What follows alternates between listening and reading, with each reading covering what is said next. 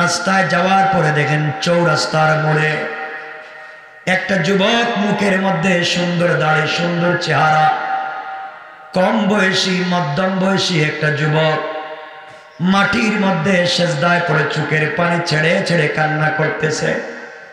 হযরতে ওমর কথাগুলো মনে রাখবেন। হযরতে ওমর তো এমন মানুষ যে কেউ কথা বললে যার দিল নরম হয় না, শক্ত দিলের মানুষ। এই জন্য রাসূল বলছেন আসাদুহুম ফি আমরিল্লাহ ওমর। ওমর তো শক্ত দিলের মানুষ। এই ওমর ফারুক রাদিয়াল্লাহু তাআলা আনহু দেখতে পাইলেন রাস্তার মধ্যে একটা যুবক মাটির মধ্যে সেজদায় পড়ে কান্না করতেছে। তার কান্নার কারণে গালের মধ্যে দাগ পড়ে গিয়েছে, চোখগুলা ফুলে গিয়েছে, কান্নার কারণে তাকে উস্কো খুস্কো দেখা যায়। হযরত ওমর যুবকের অবস্থা দেখে নিজে নরম হয়ে গেলেন, নিজে দুর্বল হয়ে গেলেন। আর যুবককে ডাক দিয়ে বলছেন, বলো না কেনই বা তুমি কান্না করো, কি হয়েছে যুবকরে? যুবক ডাক দিয়ে বলছেন, ভাই ওমর, আমি জিন্দেগিতে এত বড় অপরাধ করেছি আর গুনাহ করেছি, যেই গুনাহ জিন্দেগিতে ক্ষমা হবে না, মাফ হবে না, পৃথিবীর কেউ আমাকে মাফ করাইয়া দিতে পারবে না, এই জন্য আমি কান্না করি। আমার বললেন, এত বড় গুনাহ কি? যুবক বলছে, ভাই ওমর, আপনার কাছে গুনার কথা বলে কোনো লাভ নাই। আপনি গুনাহ মাফের ব্যাপারে আপনি আমাকে কোনো সহযোগিতা করতে পারবেন না, কিন্তু ওমর রে, আপনি কি আমাকে একটা সহযোগিতা করতে পারবেন?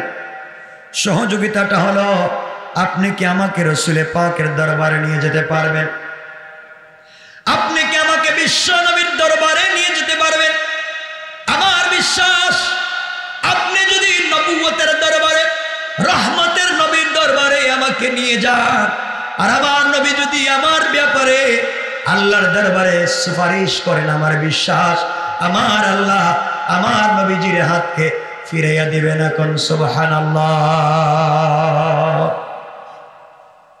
হযরত ওমর বললেন, যুবক চলো, তুমি যদি চাও তোমাকে আমি রাসূলের দরবারে নিয়ে যেতে পারি। এই কথা বলে যুবকটাকে নিয়ে হযরত ওমর পৌঁছে গেলেন রাসূলের পাকের দরবারে। কথাগুলো শুনেন কি বলতে চাই। হযরত ওমর যুবকটাকে নিয়ে নবীজির বাড়িতে পৌঁছে গেলেন, আর নবীজিকে ডাক দিয়ে বলছেন, ইয়া রাসূলুল্লাহ, ইয়া হাবিবাল্লাহ, পয়গম্বরে আরবি একটা যুবককে নিয়ে আপনার বাড়িতে এসেছি, যে গুনাহ করে কান্না করে জাহান্নাম থেকে বাঁচতে চায়, জান্নাতে যেতে চায়, গুনাহ করে ফেলেছে, এই জন্য তওবা করতে চায়। আপনার বাড়িতে আমি নিয়ে এসেছি, আপনি বলেন তো যুবকের সঙ্গে কথা বলেন। আমার নবীজি যুবকটাকে কাছে ডাকলেন, ডাক দিয়ে বললেন, যুবক বলো, কি এমন গুনাহ করেছো যার জন্য তুমি এত কান্না করো? তোমার গুনাহ মাফ হবে না, কেউ মাফ করাতে পারবে না, এই জন্য কান্না করো। কি এমন গুনাহ করেছো তুমি, কি আমি নবীজিকে বলতে পারবা? কথাগুলো শুনেন। যুবক বলতেছেন, রাসূল পাক সাল্লাল্লাহু আলাইহি ওয়াসাল্লাম, আমি আমার জীবনে এত বড় অপরাধ করেছি, গুনাহ করেছি, আপনার কাছে বললে আপনি আমাকে বের করে দিবেন। আমার জীবনে এত বড় গুনাহ পৃথিবীর কোনো মানুষ করে নাই। আমার নবীজি দাঁড়িয়ে গেলেন,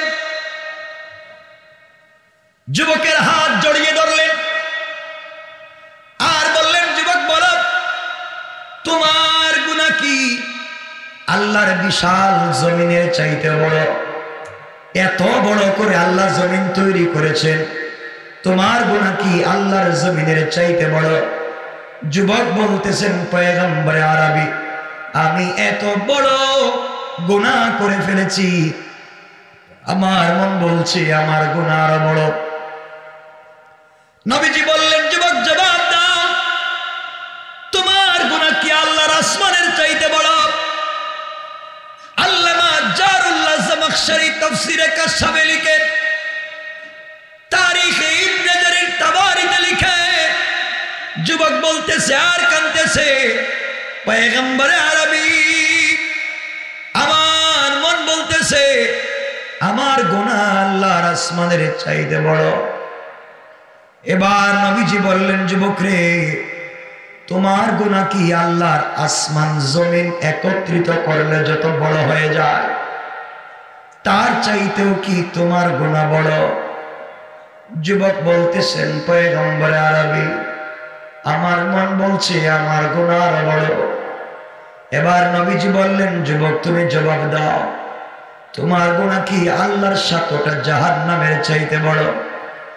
যুবক কান্না করে বলছে, পয়গম্বর আমি এত গুনাহ করে ফেলেছি, আমার মন বলতেছে আমার মতো গুনাহগারকে আল্লাহ এই জাহান্নামে দিবেন না, আরো কোন কঠিন জাহান্নাম বানায়া দিবেন, এত বড় গুনাহ করছি।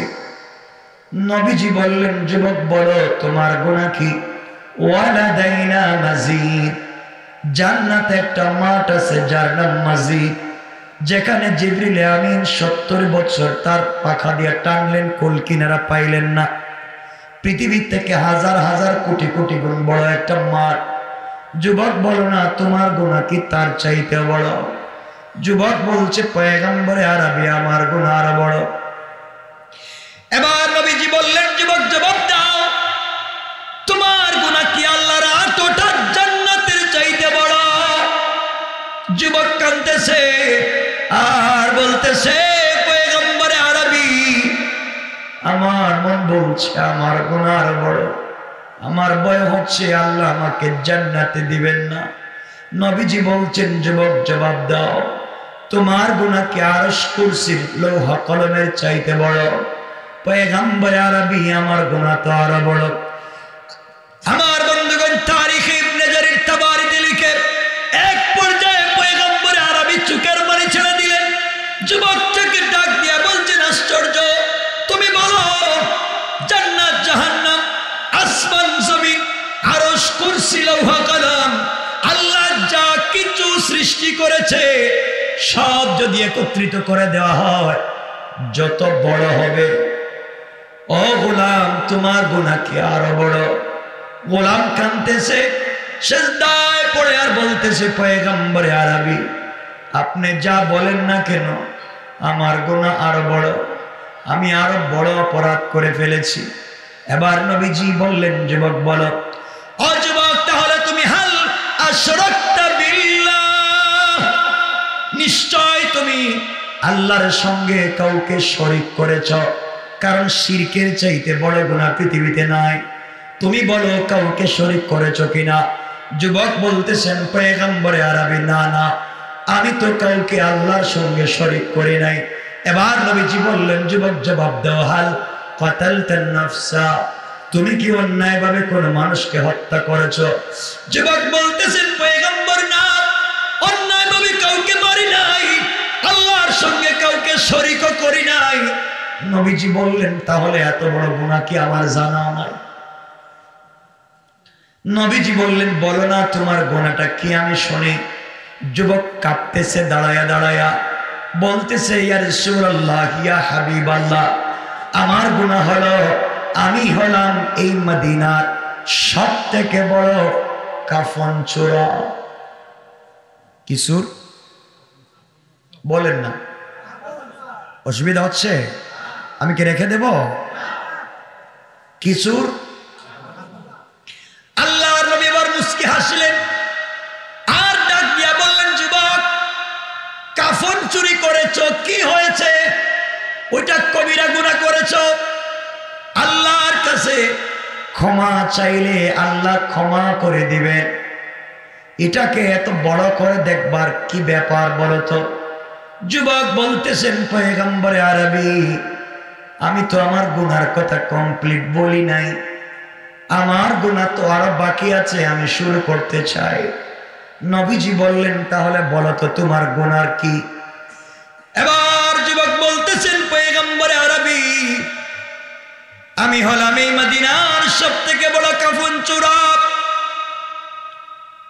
কেউ যদি মারা যায় নতুন কবর খনন করে এই কাফন বাজারে বিক্রি করে এই টাকা দিয়ে আমি আমার পরিবার চালাই।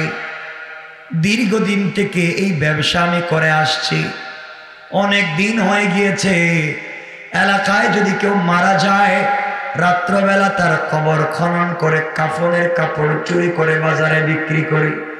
এই কাজ করতে গিয়ে গতকালকে একটা আশ্চর্য ঘটনা ঘটে গিয়েছে। কি ঘটনা? পয়গম্বরে আরবি গতকালকে মদিনার একজন আনসারী সাহাবীর যুবতী মেয়ে ইন্তেকাল করেছে। যেই মেয়েটার উপাধি হুরে মদিনা, যেই মেয়েটাকে বলে হয় মদিনার হুর, বিশ্ব সুন্দরী, আনসারী একজন মুসলিম সাহাবীর মেয়ে ইন্তেকাল করেছে। এই মেয়েটা কোরআনের হাফেজা, এই মেয়েটা তাহাজ্জুদওয়ালা, এই মেয়েটা সারা রাত্র তাহাজ্জুদের সালাত পড়ে, সারাদিন নফল রোজা রাখে, সুযোগ পাইলে কোরআন তেলাওয়াত করে, পয়গম্বরে আরবি আপনার উপরে দরুদ পড়ে। আগো আল্লাহ পয়গম্বর, এই মেয়েটাকে হুরে মদিনা বলা হয়। মদিনায় এত সুন্দর কোন যুবতী নাই। এই মেয়েটা আজ পর্যন্ত বিয়ে করে নাই।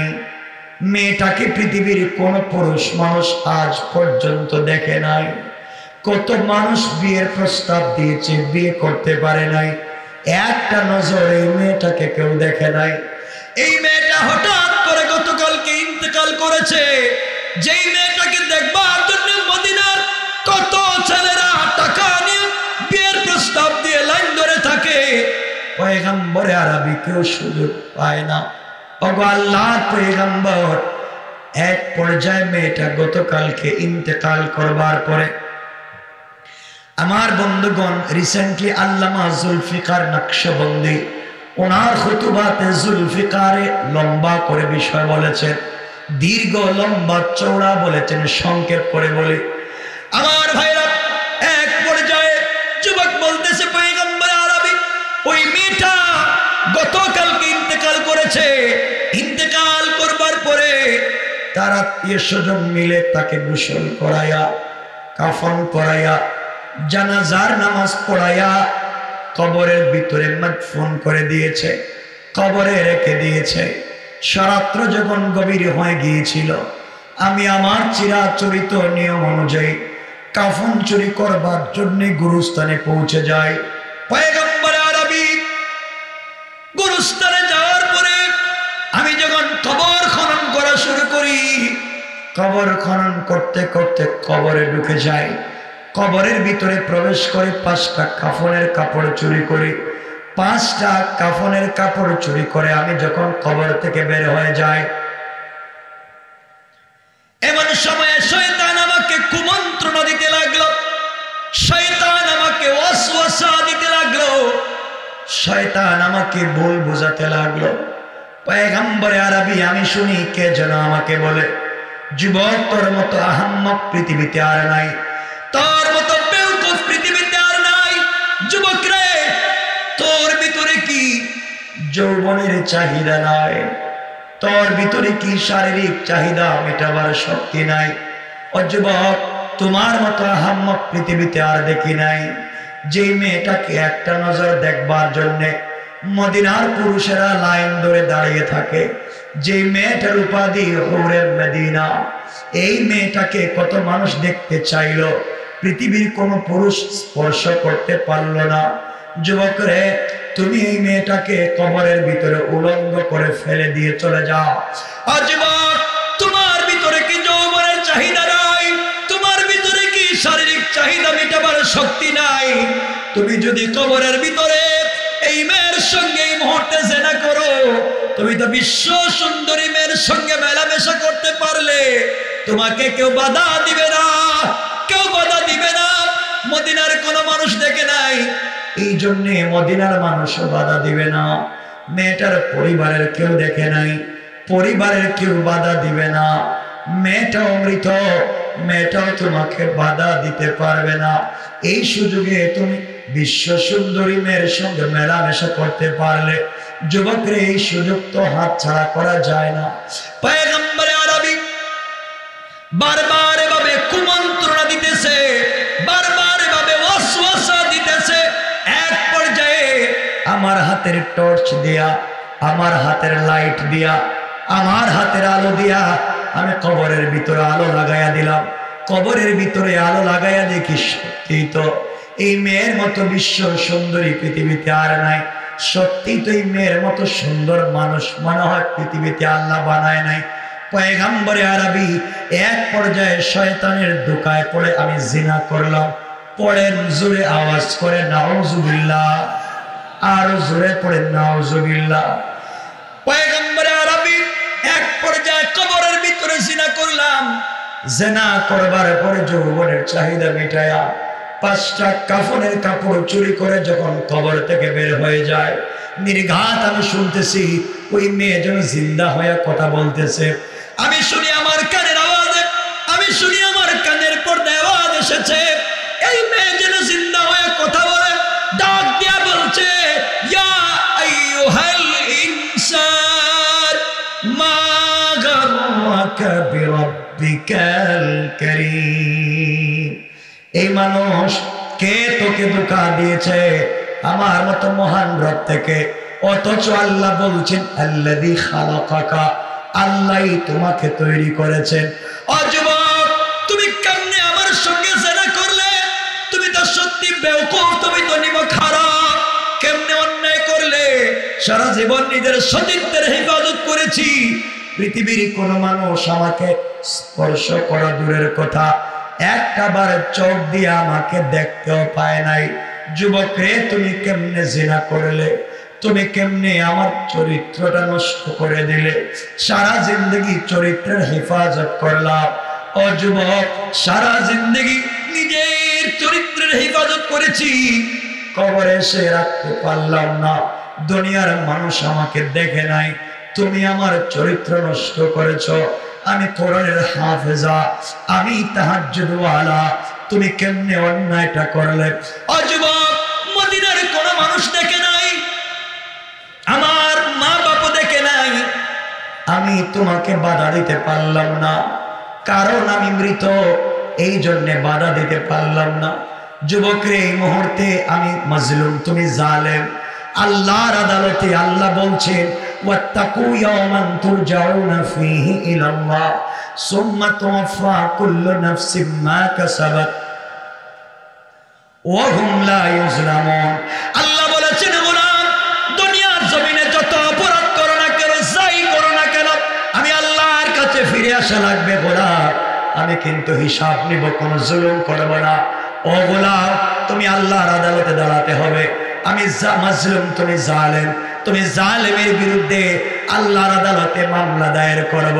ও যুবক, 1-2 মিনিট, কয়েক মিনিটের আনন্দের জন্য তুমি কেমনে জাহান্নামের আগুনে জ্বলবা? তুমি কেমনে সব বিচ্ছুর কামড় থেকে কবরে বাঁচবা? তুমি জাহান্নামের আগুন থেকে নিজেকে বাঁচাতে পারবা না, কবরের আযাব থেকে নিজেকে বাঁচাতে পারবা না, তোমাকে কষ্ট করতে হবে। তুমি জালেম, আমি মাজলুম, তুমি কেমনে অন্যায় করলে? সারা জীবন আশা করেছিলাম, সারা জিন্দগি পবিত্র ছিলাম, আল্লাহর সামনে পবিত্র হিসাবে দাঁড়াতে চাইলাম, তুমি আমাকে রাখতে দিলা না। তুমি জালেম, কিয়ামতের দিনের অপেক্ষা করো, আমি আল্লাহর আদালতে তোমার বিরুদ্ধে নালিশ করব। তোমার কাছে কি আল্লাহর ভয় নাই? জবাবদিহিতার ভয় নাই? মৃত্যুর ভয় কি তোমার ভিতরে নাই? পয়গম্বর আরবি কসম রব্বে পাকের জাতের, এই মেয়েটার এই কথাগুলো শুনবার পরে হঠাৎ করে যেন আমার বুকের ভিতরে ধপ করে একটা বাড়ি দিল, আমার ভিতরে আল্লাহর ভয় ঢুকে গেল। আরে কি নাফরমানি করলাম, কয়েক মিনিটের আনন্দের জন্য কেমনে অনন্তকাল জান্নাত হারাইলাম। এই কথা মনে পড়ে যাওয়ার পরে পয়গম্বরে আরবি সবগুলা কাফনের কাপড় কবরের ভিতরে ফালাইয়া লাফ দিয়া কবর থেকে উঠে গেলাম। ভয় কি করলাম? সারারাত্র কান্না করে বলেছি, আল্লাহ, তোমার নাম তো আজিজুল গফফার, আমার নাম তো গুনাহগার। এইভাবে সারা রাত কান্না করেছি।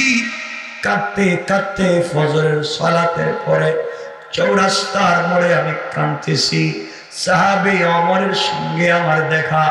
পয়গম্বরে আরবি ওমর এখন আপনার কাছে আমাকে নিয়ে এসেছে, আপনি বলেন না এখনো আপনি দুনিয়ার জমিনে জিন্দা, আমি গুনাহ করে ফেলেছি, আমি নাফরমানি করেছি, জাহান্নাম থেকে বাঁচতে চাই, পয়গম্বরে আরবি জান্নাতে যেতে চাই, আপনি বলেন না আমাকে কি করা লাগবে? নবীজি কাঁদতে লাগলেন, চোখের পানি ছেড়ে দিলেন, আর ডাক দিয়া বললেন, যুবক রে, সত্যি তোর মতো নাফরমান মনে হয় আল্লাহর জমিনে আর নয়, সত্যি তোর মতো গুনাহগার মনে হয় আর নাই।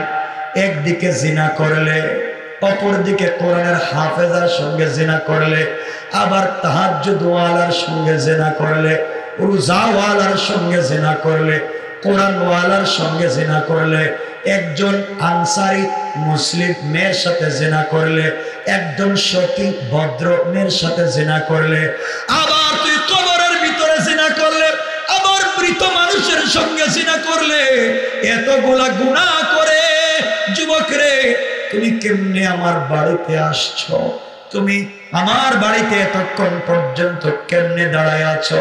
ও যুবক, তুমি এই মুহূর্তে আমার বাড়ি থেকে চলে যাও, আমি জানি না তোমার গুনাহ মাফ হবে কিনা, আমার জানা নাই, কারণ আমি তোমার ব্যাপারে ফয়সালা দিতে পারবো না যতক্ষণ পর্যন্ত রব্বে পাক ওয়াহি নাজিল না করবে। ওয়াহি নাজিলের মাধ্যমে ফয়সালা না দিলে আমি কোনো ফয়সালা দিতে পারবো না। ও যুবক, তুই জানিস কি? শুনাইয়া দেই যুবক, শুনে নে। একবার মুসা কালিমুল্লাহ আল্লাহর সঙ্গে কথা বলবার জন্য তুর পাহাড়ে গিয়েছিলেন। ওখান থেকে এসে দেখলেন দীর্ঘদিন পর্যন্ত বৃষ্টি হয় না। ৭২,০০০ বানি ইসরাইল নিয়া বৃষ্টির জন্য আল্লাহর কাছে দোয়া করতে লাগলেন। আল্লাহ জানাইয়া দিলেন, মুসা রে, তোমার ৭২,০০০ মানুষের মধ্যে ৭১,৯৯৯ জন লোক ভালো, একটা মাত্র লোক জিনাকার, একটা মাত্র লোক গুনাহগার।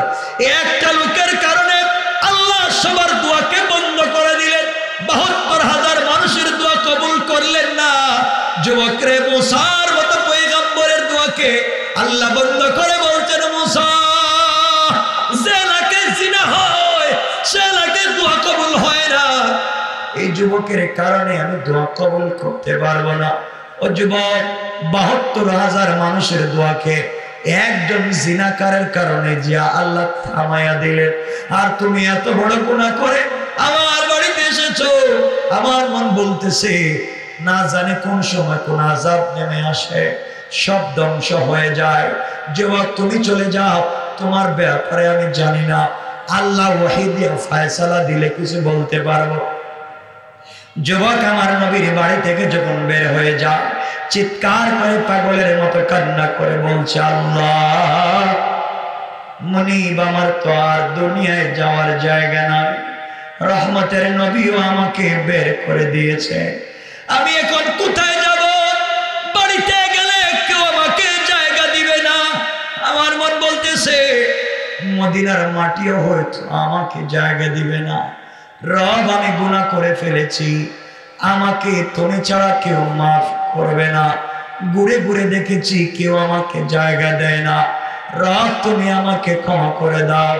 এইভাবে যুবক কাঁদতে কাঁদতে মদিনার সব থেকে উঁচা পাহাড়ের উপরে উঠে গেছে।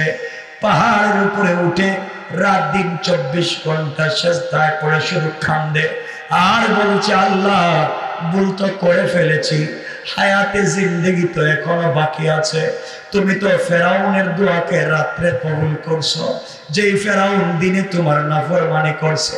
আয় আল্লাহ, আমি তো ফেরাউনের মতো না, আমি আমার ভুল স্বীকার করেছি, তুমি কি মাফ করবা না? তুমি তো কোরআনে বলেছো, ওয়াল্লাযীনা ইয়াকুলুনা রাব্বানা সরিফ আন্না আযাব জাহান্নাম ইন্না আযাবাহা কানা গরামা। আয় আল্লাহ, তুমি তো বলছো সাকারাতের আগে মাফ চাইলে মাফ করবা। আমি অপরাধ করেছি, তোমার কাছে মাফ চাই। রব, তুমি কি আমাকে ক্ষমা করে দিবা না? এইভাবে যুবক কাঁদতেছে কাঁদতেছে, ১-২ দিন না, কাঁদতে কাঁদতে সেজদায় পড়ে 40 দিন 40 রাত্র কাঁদতেছে, মাথা উঠায় না। যুবক ডাক দিয়ে বলছে, আল্লাহ মাফ না করা পর্যন্ত মাথা উঠাবো না, মরে গেলে এখানে মরে যেতে চাই, দুনিয়ার মানুষকে নাফরমানের চেহারা দেখাতে চাই না। এইভাবে যুবক কাঁদতেছে কয়দিন? কথা বলেন, কয়টা হয়েছে? 12টা হয়ে গেছে। লম্বা করার দরকার নেই, 12টা হয়ে গেছে কাটায় কাটায়, আর লম্বা হয়ে গেলে অনেক লম্বা হয়ে যাবে, এজন্য আর লম্বা করতে চাই না। যুবকের কথা শুধু 1 মিনিটে এক জায়গায় বলে রেখে দিব, আর সামনের দিকে নিতে চাইব না। আমার বন্ধুগণ, এক পর্যায়ে যুবক 40 দিন পর্যন্ত কান্না করল। 40তম ফজরের সালাতে রাসূল পাক ফজরের ইমামতি করলেন। ফজরের সালাত পড়াইয়া সাহাবায়ে কেরামের দিকে তাকাইয়া আছেন। এমন সময়ে হযরতে জিবরিল আমিন হাজির হয়ে গেলেন। সালাম দিয়া বলছেন, ইয়া রাসূলুল্লাহ, ইয়া হাবিবাল্লাহ, পয়গম্বরে আরবি, আপনি আল্লাহর পক্ষ থেকে সালাম গ্রহণ করুন। আপনাকে কয়েকটা প্রশ্ন করতে চাই। আল্লাহ কয়েকটা প্রশ্ন করতে বলেছেন। রাসূল পাক বলছেন, জিবরাইল, প্রশ্ন করতে আপত্তি নাই। এবার জিবরাইল 1 নম্বর প্রশ্ন করলেন, ইয়া রাসূলুল্লাহ, আপনি জবাব দেন, এই পৃথিবী আপনি সৃষ্টি করেছেন না আল্লাহ? নবীজি বললেন, জিবরাইল, এটা কোন প্রশ্ন হলো? জীবনে তো এমন প্রশ্ন আমাকে করো নাই, তুমি 1000 বার আমার কাছে এসেছ, এমন প্রশ্ন জীবনে করো নাই, বলো না এমন প্রশ্ন কেন করো? জিবরাইল বলতেন, জবাব দেন, সৃষ্টি করছে কে? জিবরাইলের প্রশ্নের জবাবে রাসূল বলছেন, জিবরাইল রে, সব কিছু সৃষ্টি করেছেন তো আল্লাহ।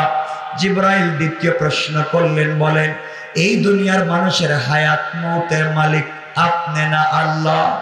নবীজি বলছেন, জিবরাইল, দুনিয়ার মানুষের হায়াত মৌতের মালিক, এমনকি আমার হায়াত মৌতের মালিক তো আল্লাহ। ইয়া রাসূলুল্লাহ, 3 নম্বর প্রশ্ন, বলেন না পৃথিবীর মানুষের রিজিক আপনি দেন না আল্লাহ? ও জিবরাইল, দুনিয়ার মানুষের রিজিক তো আল্লাহ দিয়ে থাকেন।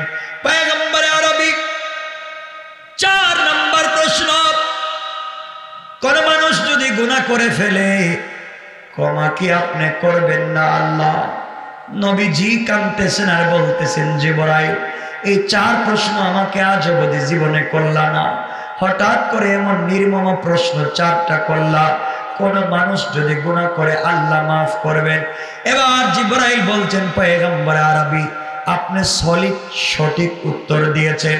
এখন আপনার কাছ থেকে জানতে চাই, তা যদি সত্য হয়, 40 দিন আগে একটা যুবক জিনা করে আপনার বাড়িতে এসেছিল তওবার রাস্তা পাওয়ার জন্যে, কিন্তু আপনি তো ওহী ছাড়া কথা বলেন না, এই জন্যে আপনি লোকটাকে বের করে দিয়েছেন।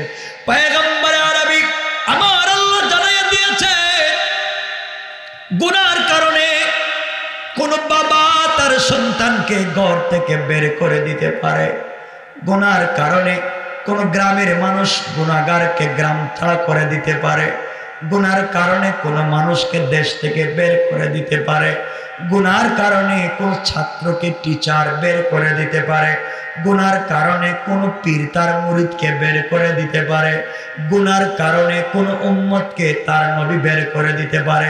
কিন্তু আল্লাহ আজকে জানাইয়া দিয়েছেন, বন্ধুরে, আমি আল্লাহ আমার হাত দিয়া সবাইকে তৈরি করেছি, গুনাহগারকে আমার হাত দিয়া বানাইছি, ভালো মানুষকে তো আমার হাত দিয়ে বানাইছি। ও গুনাহ করলেও তো আমার গোলাম, ভালো কাজ করলেও তো আমার গোলাম। আমি আমার গুনাহগার গোলামের জন্য এত গুনার পরেও তার জন্য তওবার দরওয়াজা বন্ধ করে দেই না।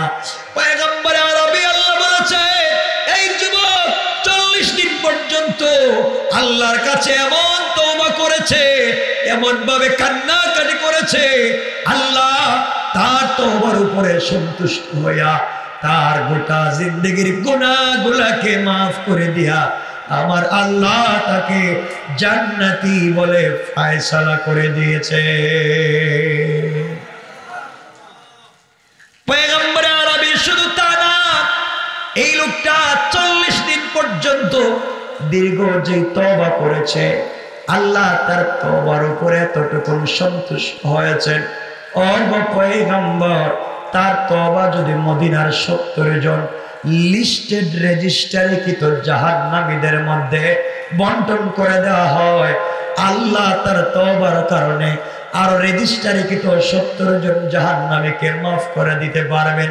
এই কথা থেকে আমি লম্বা ঘটনা সেদিকে যেতে চাই না, শুধু এক কথা বোঝাতে চাই, আল্লাহ বলেছেন গোলাম যত বড় অপরাধী হ, আমি আল্লাহর রহমত থেকে তওবার দরওয়াজা থেকে নিরাশ হয়ে যায় না। এই যে রমজানুল মুবারক আসছে, আল্লাহ বলছেন গোলাম রে, তোর গোটা জিন্দেগির গুনার বোঝা মাথায় নিয়া ইফতার সামনে নিয়া রোজাদার যখন হাত উঠাইয়া দোয়া করবে, তার গুনাহ যদি আসমান জমিনে ভরে যায়, আমি আল্লাহ নিমিষে 1 মিনিটে তার সবগুলা গুনাহকে মাফ করে দে। সুবহানাল্লাহ পড়ে। এই সুযোগ আছেনি আমাদের সামনে? বলেন না আছে না? নাই না, আছে। রমজান সামনে, এজন্য এতক্ষণে এত কথা বলে এটাই বোঝাতে চাইলাম, যাই করেন রবকে ভুলে যাইয়েন না, তওবাটা করেন। যুবক ভাই তোদেরকে বলছি, আল্লাহকে ওয়াস্তে রং ডং ফিতনা ফাসাদ শয়তানি নাফরমানি এগুলা বাদ দিয়ে দাও।